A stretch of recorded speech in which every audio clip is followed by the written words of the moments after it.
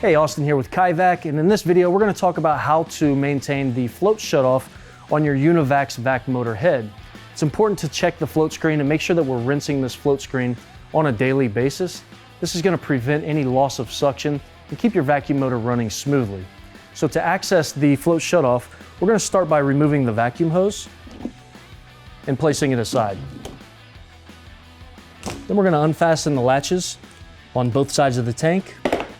And then we want to make sure to disconnect the power cord from the battery. Now we can safely lift the vacuum motor off of the system, get it over to a sink where we can address the float shutoff. As you can see, the float cage is dirty and it needs to be cleaned. So I'm going to go ahead and place this into the sink. Kaivac recommends using a degreaser. We want to apply that degreaser directly to the cage. What I'm going to use is a national brand dish soap. You could also use Kaivac's Kai-Pal.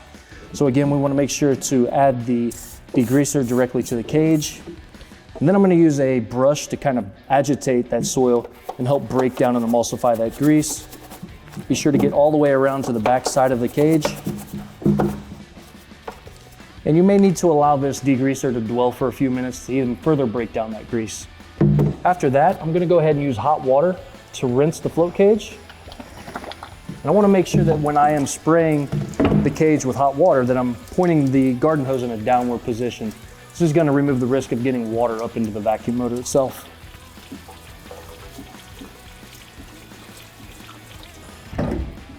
Be sure to repeat this process until the cage is free of any debris, grease, soil.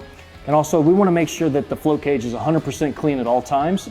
So it's very important to rinse the float cage on a daily basis and also to perform a deep clean when needed. Thanks for watching. Be sure to subscribe for more tips on maintaining your Kaivac equipment. We'll see you in the next one.